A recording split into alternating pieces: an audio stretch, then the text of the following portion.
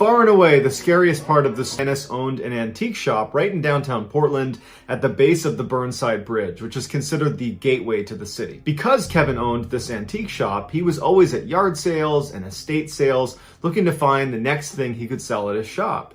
And so one day there was this estate sale over at this woman's house. She had just passed away. She was about 103 years old. She was a Holocaust survivor, and her estate was being sold. And so he goes over to the house and he sees the way they're selling all of her items is by bundling them in different lots. So depending on what item it was, they'd be bundled with similar items and then sold as a package. So the people there would be bidding on the whole lot. They couldn't buy individual items. And Kevin had his eye on one particular lot called Lot 29, and Lot 29 included a couple of small tools that he wanted to sell in his shop. And it had this mystery box, and that's exactly as it was labeled. It just says mystery box on it.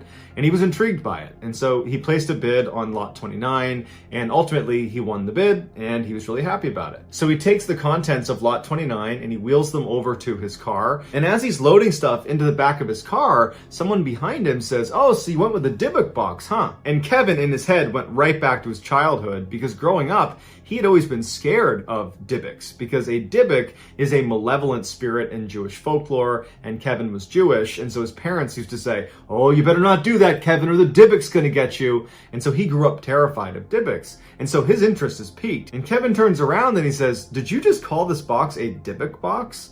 And the woman's like, "Yeah, and my grandmother was terrified of it, and she said no one could ever open it." And Kevin turns to look at the box, and it's about 2 foot high by 1 foot wide, and there are these little doors that swing open on the front, and then on the bottom there's a drawer that comes out, and there's one lock that sits across the 2 doors, and it's currently locked with a little padlock. And he looks up at her and he goes, "Why can't you open it?" And the woman just says, "We never knew, but our grandmother would always go every time we said the word Dybbuk, and so it was weird enough that we just never asked any questions and we stayed away from her Dybbuk box." Kevin agreed that was pretty weird, and he finished loading his car, shut the trunk, said bye to the woman, hopped in his car, and he drove away. And he never really gave it a second thought. At this point, he's not thinking the Dybbuk box is anything malevolent. He thinks it's just some random chest that he won at an auction. Kevin drives back to his antique shop and he begins unloading all the things he won at the auction.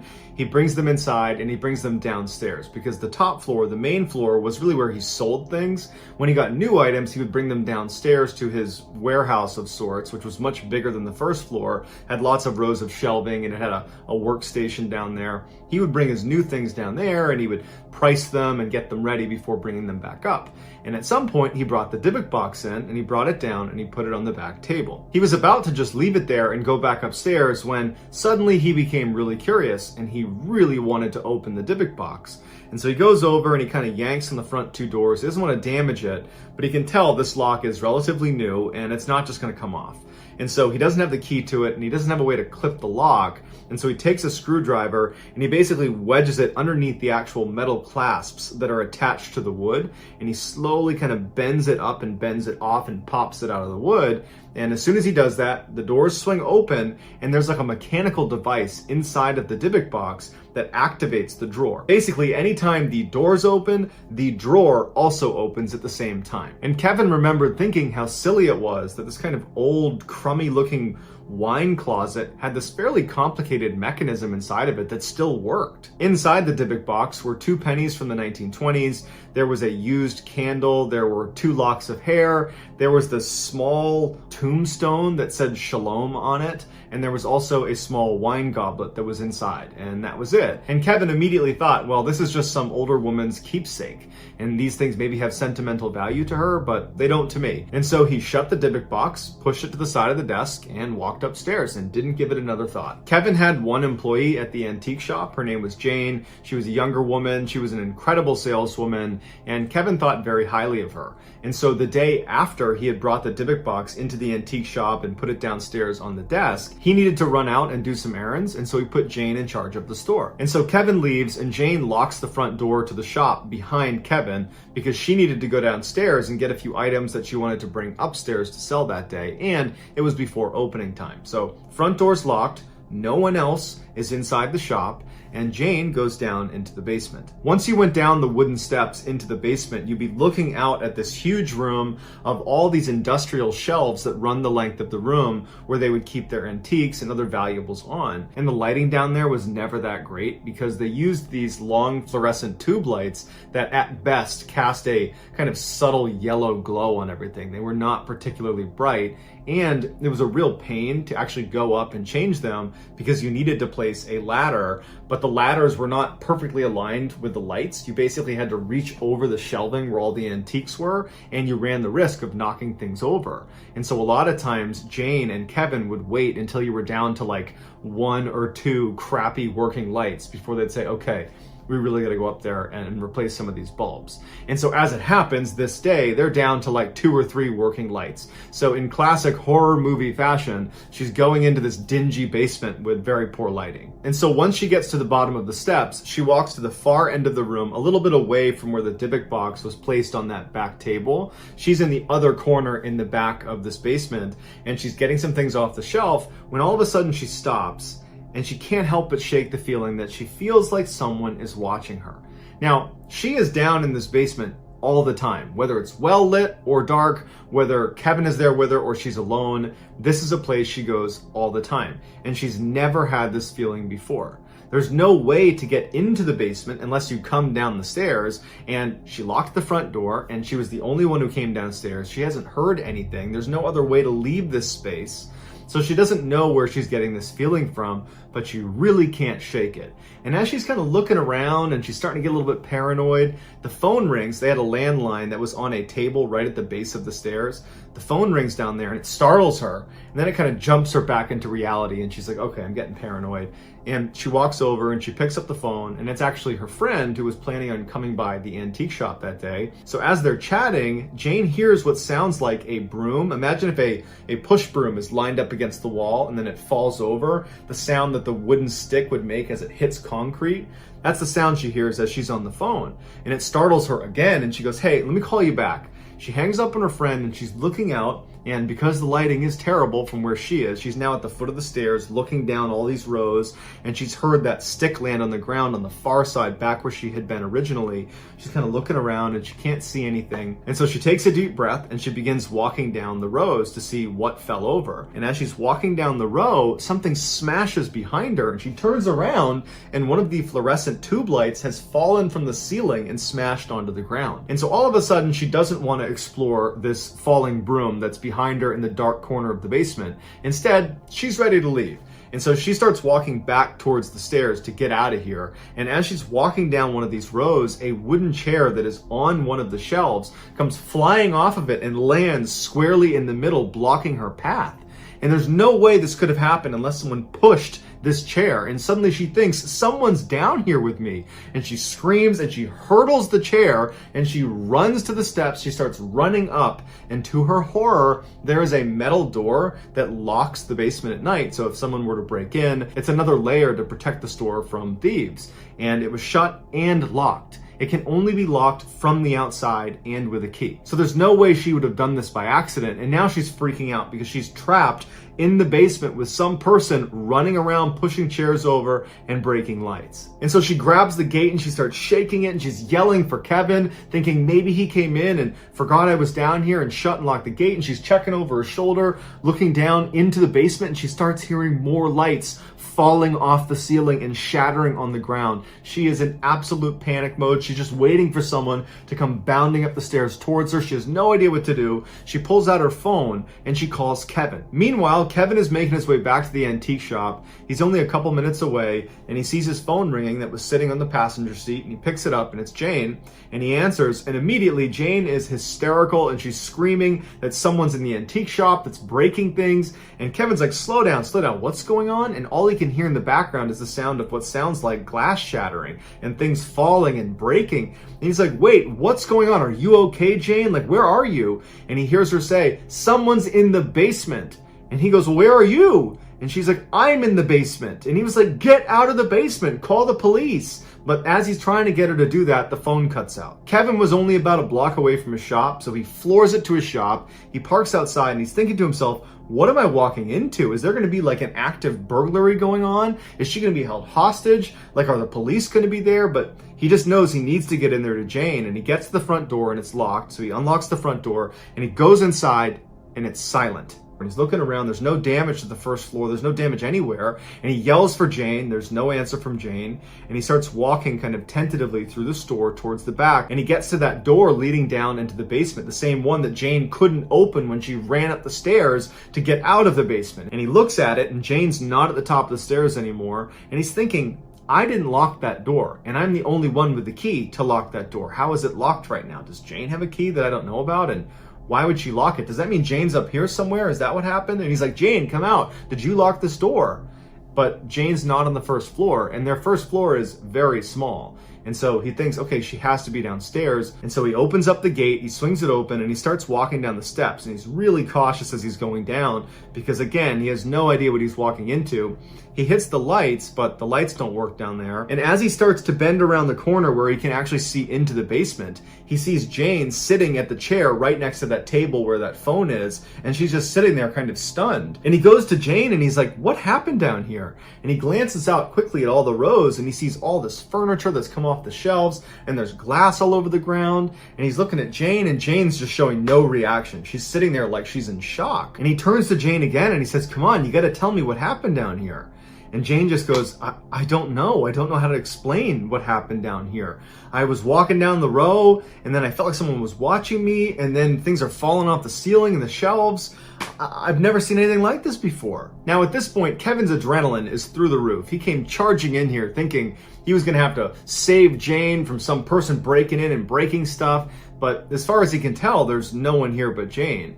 And so he decides he's going to take a flashlight and he's going to explore the basement because either there's someone here or Jane did this. So he grabs his flashlight and he starts walking around, and all he sees is a bunch of broken glass and some furniture that's come off the shelves and a couple other things that are on the ground. But other than that, there's no one down here, and there's no other way to come in or out of here besides the stairs. So after Kevin is certain that no one else is here, he turns to Jane, and he regrets this now. He says in an interview that he feels horrible about this now, but at the time, he's thinking to himself, you know, this had to have been Jane. Who else would have done this? I don't know why she did this, but there's no one else here.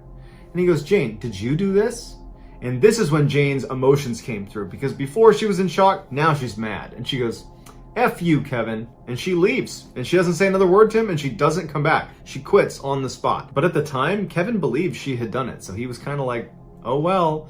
He was not even a little bit thinking the Dybbuk box had anything to do with this. Just a couple of days after the basement incident, Kevin's mother was supposed to come by the antique shop, and the two of them were going to leave and get lunch together to celebrate her birthday. As soon as she walked into the shop, Kevin goes, hey mom, I got a gift for you. And he brings over this wrapped box and he sets it down on a table right in front of his mother, who's sitting on a chair. And he unwraps it, and it's the Dybbuk box. Before Kevin can explain what it is, the phone rings at the other end of the store, and he was expecting a call, and he goes, hold on mom, I gotta get this. And he goes to the back of the store to answer the call while his mom is just sitting there looking at the box. And so while Kevin is at the other end of the store, his mother opens the Dybbuk box, and she says she had to sit down as soon as she opened it because she had this unbelievable, overwhelming sense of dread as soon as the doors were open. And she's staring at it like she can't take her eyes away, and then all of a sudden she has a massive stroke. And so she keels over, and she can't move, and she can't talk. And Kevin sees this happening. He runs over, and he's like, Mom, what's going on? He calls 911. And as the paramedics are working on her, she would say that while she was in this kind of paralyzed state, when she couldn't talk and she couldn't move, all she wanted to communicate was to somehow get her son to get rid of that box. She didn't know why, but she felt like the box had something to do with her having the stroke. And so all she could do was move her eyes. And so she found herself, because her son's right here, looking at the Dybbuk box, then looking away, looking at the Dybbuk box, looking away, hoping her son would see her eyes as a signal to look at the Dybbuk box and put it together that that thing's bad. And Kevin does realize that his mom is flicking her eyes at the Dybbuk box, but in the moment, he's much more concerned about the health of his mother. And it wasn't until she got put in a hospital and she was being taken care of and he knew she'd be okay, then he remembers, he kind of went over it in his head later that day, that his mom was really scared looking, and she was looking at the Dybbuk box like that was the thing that was causing her to be scared. Not the stroke, the Dybbuk box. And Kevin starts thinking to himself, I don't know, there's something off about the Dybbuk box. Either it's really bad luck, or there's some truth to you don't open up this Dybbuk box. Either way, I don't want to take any more chances, because so long as I've owned this thing, I've had a horrible thing happen in the basement, and now my mom's had a stroke. So I want to get rid of it. So Kevin puts the Dybbuk box at the front of his antique store, and he puts it up for sale. And very quickly, a young couple came into the store, and they bought the Dybbuk box. And Kevin's relieved. He's like, thank goodness that bad luck charm, that whatever's going on with that thing is gone and out of my life.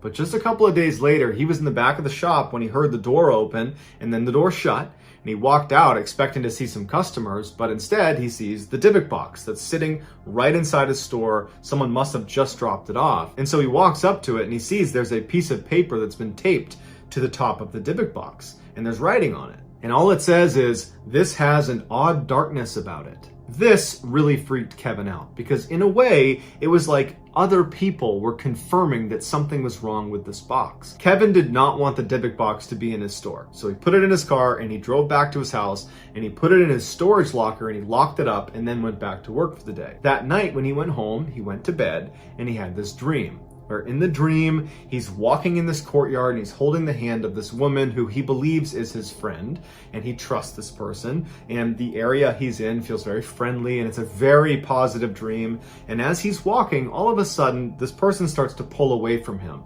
and he can't move anymore, and he's losing the grip on this person's hand. And they keep moving and moving until their hand is out of his, and they disappear into the corner of the courtyard where it's totally dark. And so he's looking into the darkness, waiting for his friend to come out again, and he can't move. He's anchored to the spot, and as he's looking, he sees what looks like an old woman walking out of the mist, and her head is down, and he can't tell what she's doing, and she's pretty far away, and she's walking closer and closer to him, and when she's about 5-6 feet away, she raises her head up, and her whole face is falling off. All the skin is falling off of her face. It's rotting. She's like a corpse, and she raises her hands up in front of her, and then she grabs his face and begins pulling off pieces of his face until he suddenly wakes up. Kevin had to compose himself in bed because he was so scared from the dream he just had.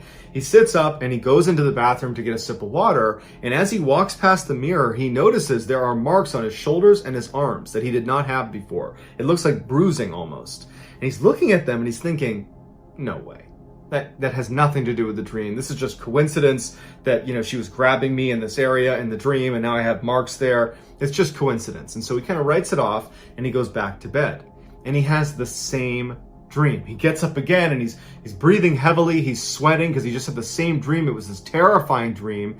And he goes back into the bathroom and now his entire back is covered in bruises. He has bruises all over his back, all over his arms. He's got red marks on his neck. And now in his mind, he feels like it has to do with the Dybbuk box. The Dybbuk box is now in my backyard. It's not a coincidence that all of a sudden I'm having these horrific dreams that are apparently manifesting themselves in bruises and marks on my actual body. And so Kevin is done with the Dybbuk box, and instead of going back to bed, he goes to his computer and he puts the Dybbuk box on eBay up for sale. And that night, 2 college kids named Sam and Brian, who lived in Missouri, they buy the Dybbuk box, and Kevin could not be happier to package that thing up and ship it off. Sam and Brian had seen the ad on eBay for the Dybbuk box, and at first it did not seem remarkable, but they saw that Kevin had given this really detailed description of all the strange things that had happened for him since he owned the Dybbuk box. And I think clearly Kevin's angle was he was almost trying to advertise it to groups of people that might be interested in that. And Sam and Brian were exactly that demographic because they were looking for things online that were considered haunted.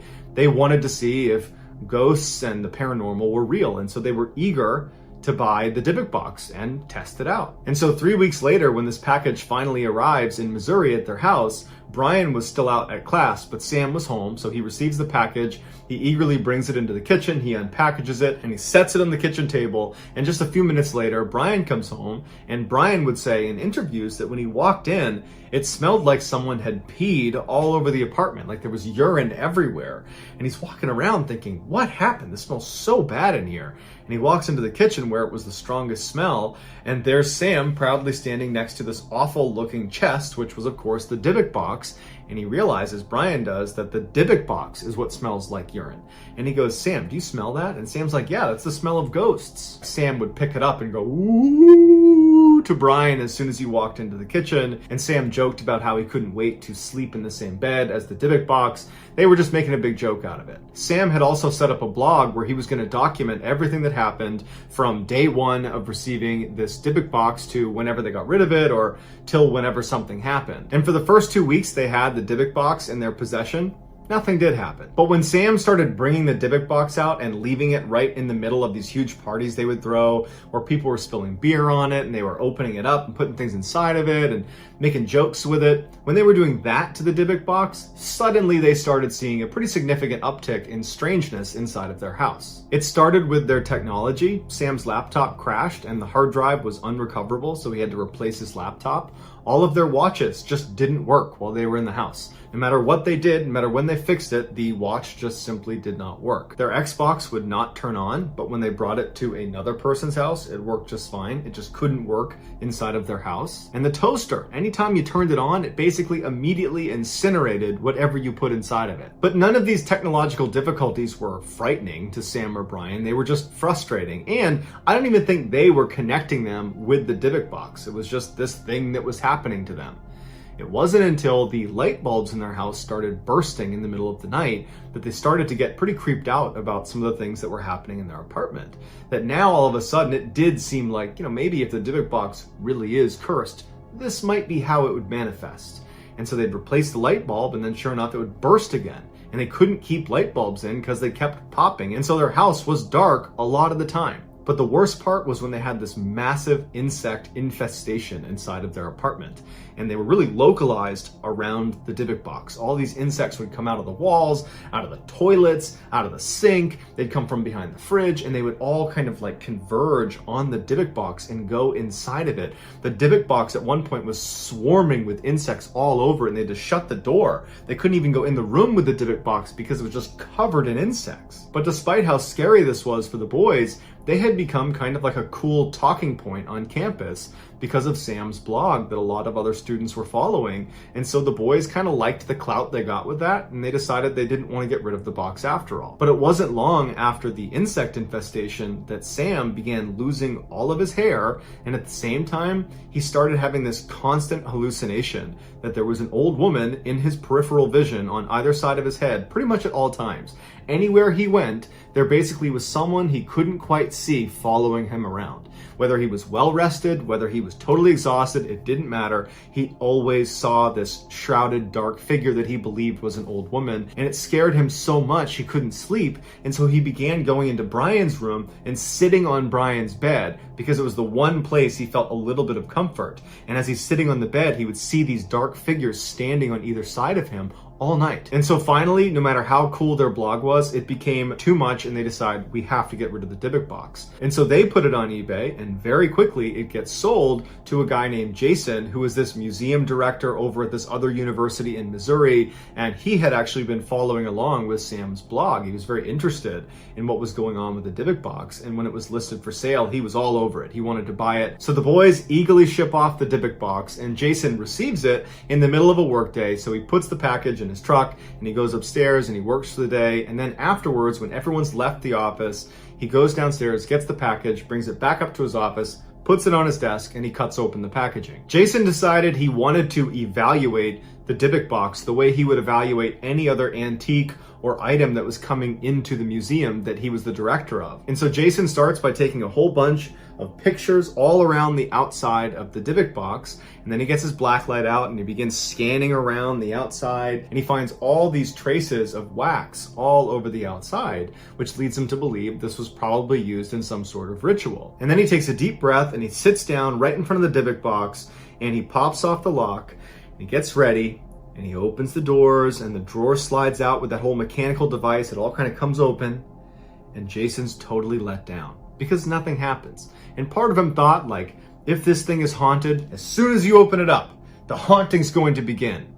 And nothing happened. And he's pretty let down about it. And so ultimately, after staring at it and looking at the pennies that are in there and the Shalom statue and the locks of hair, he's just kind of let down by it, and he decides, okay, I kind of got my hopes up for something. This was clearly a hoax. There's nothing going on here. It's just a random old chest. And so he closes it up and he puts it on another desk that wasn't the one that he worked at, but was just kind of another table inside of this office that he shared with some other people. And he figured it would be a good talking point to tell his colleagues about, and it would be kind of like a showpiece. So the next day, his colleagues come in and he explains what a Dybbuk box is and the history around it, that it's supposed to be haunted, and it makes people sick and gives people strokes, and there's been insects that have been known to come out of it and go into it. It's this very creepy thing. And his colleagues are like, wow, that's pretty cool. But they don't think much of it until all of the electronics inside of their office start to fail. Namely, their computers start crashing and their IT department comes up and they're like, we don't know why this is happening, but sorry, we can't recover it. And the light bulbs kept going out to the point where they went out and got this huge pack of extra light bulbs to replace the light bulbs as they went out. Something they never had to do before, but all of a sudden the Dybbuk box is in the room and the light bulbs are going out left and right. And then finally, Jason's coworkers that share that space with the Dybbuk box, they all got sick and they blamed the Dybbuk box. They said, you know what? We were fine until that thing came in here. Now all of a sudden our computers don't work, the lights don't work, and we're getting sick. Get rid of it, Jason. So that day after work, Jason goes and takes the Dybbuk box, puts it in the back of his truck, and his truck had a cover on the back. So he secures it in the back, he drives home, and he doesn't want to bring it inside because it just seemed weird to bring a cursed object inside that his coworkers just made him get out of their space because it was making them sick and it was ruining their things. So he thinks, okay, I'll leave it in my truck overnight and I'll figure out what I'm going to do with it tomorrow. He goes inside, he says hi to his family, and before long it's time for bed and Jason goes to sleep. In order to understand what happened to Jason, you need to understand the layout of his house. When you open the front door, you walk inside and there's a wall on your right-hand side. That's the side of the house. And you walk forward about 5 or 6 feet, and on your left is a staircase that goes up to the second floor. If you walk up that staircase, straight ahead of you is going to be a bathroom. If you go left and walk down the hall another 5 or 6 feet, you come to the master suite where Jason and his wife would sleep. If you walk through that door, there is a wall on your left where there's a big bay window that looks out onto the street. And there's a big street light that sits right outside that projects very orangey yellow light into their room at night. Even though they have a shade up, it's this orange glow that comes through this window right here on this side. And then on the other side of the room is the bed. And the bed is situated where the feet are pointed towards this window over here, and the head of the bed is against this wall. And it's centered on this wall here. And Jason, if you were looking overhead at the top of this bed, Jason's on the left side, so he's the farthest into his room, and his wife is the closest into the room. So that night, Jason goes to bed and he falls asleep. But just a couple hours later, he wakes up suddenly and he can't move his body. He can only move his eyes. He's laying on his back, and the light from the street light is very strong. It's this orangey glow in their whole room. And he's laying there trying to move his hands and his legs, but he can't do it.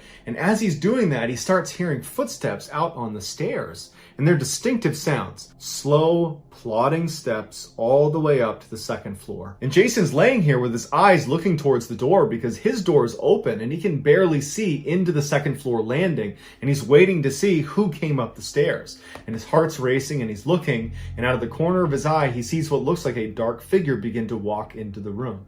And his heart starts racing even faster when he can tell it's definitely not someone he knows. It's this woman, this older woman with a shawl over her head, and her head is tucked down so he can't see her. And this is all out of the corner of his eye. And because of the orange hue coming in from the window, he can definitely tell that there is a real solid figure right there. This is not in his imagination, it's right there. And this woman begins shuffling her way across the foot of the bed, and right at the foot of the bed, as Jason's looking at her, she turns and looks directly at him.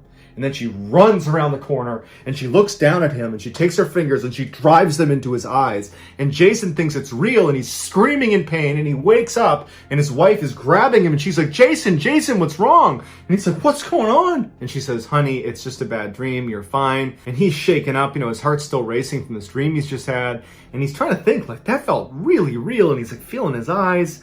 And he can't believe that that was a dream. That was the most vivid dream he's ever had in his life. And so eventually he goes back to sleep. And then the next morning when he gets up, he goes in the bathroom and he looks at his eyes, and they're all red around the outside, and the whites of his eyes are covered in blood. His eyes look horrible, like he's having this terrible allergic reaction to something, or it looks like someone might have punched him in the eyes or maybe gouged his eyes. That's how it looks. And his wife comes in and she's like, what happened to you? And he's like, oh my God, I have no idea. It was around this time that Jason began to think the Dybbuk box might just be cursed, because the two previous owners have said in their disclosures on eBay that horrible, vivid dreams, just like the one he had, to include physical manifestations, are part of having this Dybbuk box. Jason considered just dumping this thing in a dumpster somewhere, but then he was concerned that he might be passing on this Dybbuk box to someone who wasn't ready for it.